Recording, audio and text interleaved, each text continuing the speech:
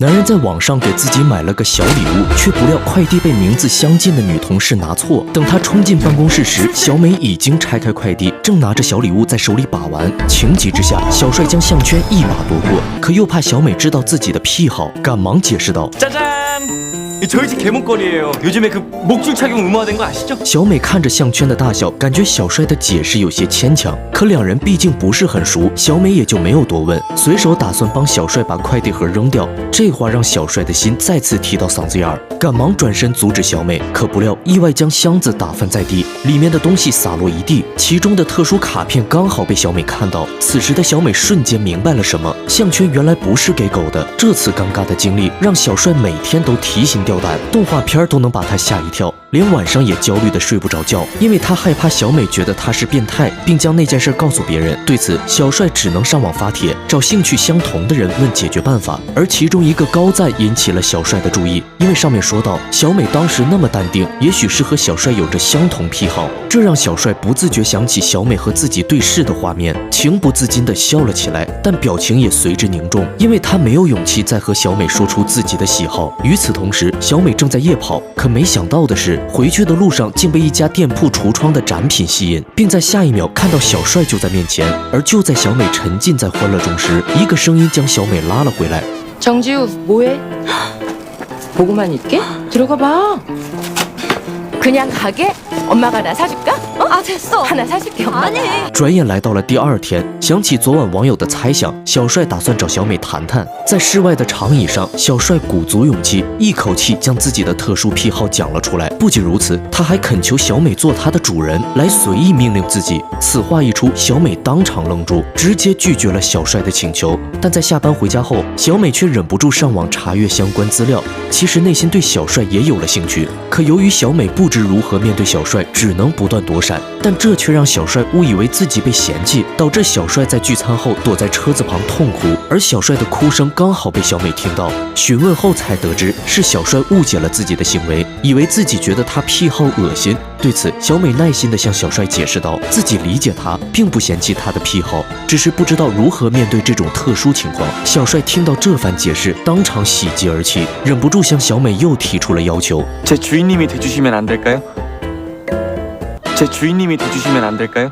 听到这番话，女人当场愣住。虽男人满脸期待，小美还是拒绝了他。等第二天上班时，两人之间宛如陌生人。看到小帅和其他女人交谈，小美感知到了自己的心意。她将小帅叫到休息室，很干脆地答应了小帅的请求。而小美为了快速适应自己的角色，下班回家后开始查阅大量资料，还特地学网上给两人拟了一份主仆合同，将主仆关系期限设置为3个月。随后递给小帅一个眼镜，让小帅戴上，象征着主仆关系。不仅如此，两人还要每周玩一次主仆游戏。虽然最开始两人的互动有些生疏，但在小帅的配合下，小美对这种氛围非常享受。时间也很快到了小美生日这天，除了烛光晚餐，小帅送给了小美一双红色高跟鞋，小美很喜欢，迫不及待地将鞋穿在脚上，然后在气氛的烘托下，抬起脚踩在了小帅的身上。这微妙的感觉让小帅瞬间臣服。两人之间的感情也随之升温。可让小帅不开心的是，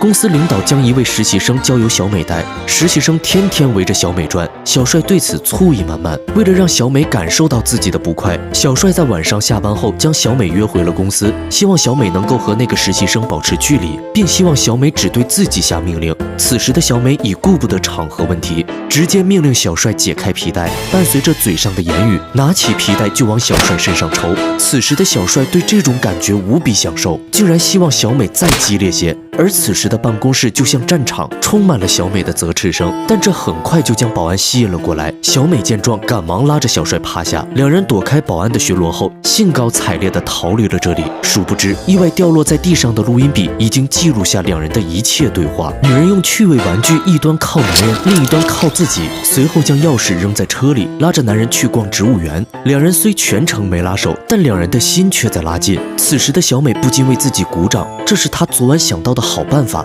因为经过办公室一事，小美知道自己喜欢上了小帅，今天她就要和小帅表白，上升两人的关系。但让小美没想到的是，小帅果断拒绝了自己，因为小帅害怕自己的特殊癖好不能与爱情兼容，两人就这样不欢而别。与此同时，两人的主仆关系也只剩最后一周。小帅本以为小美会提前结束关系，却没想到小美主动给他发来信息，让小帅准备好玩最后一次游戏。这次小美打算给小帅带来不一样的体验。只见小美将红绳浸泡后再晾干处理，就开始拿着玩偶进行捆绑练习。而另一边的小帅也为这最后一次游戏约会精心准备了一番，开心的等待小美的到来。就在这时，门铃声响起，可门前站的并不是小美，而是自己的前女友。前女友本是来找小帅谈心，但看到桌子上的美餐后，顿时意识到什么，她不甘地朝小帅抱怨，走前还将餐食砸碎，却没想到一出门就撞见了赶来的小美。小美并没多想，也没让小帅过多解释，两人直接进入正题，玩起最后一把主仆游戏。也许是心中有怨气，小美狠狠地打了小帅2巴掌。小帅看得出小美的悲伤，忍不住吻了上去。小美见状，将其毫不留情地推开，转身离去。本以为自此过后两人不会再有交集，却不料实习生误将录音笔的内容群发了出去。一时间，公司上下都听到了两人在办公室的录音，关于两人的谣言也传得沸沸扬扬。小美被谣言搞得不想上班，而公司的高层为了不影响公司形象，将两人叫到办公室谈话，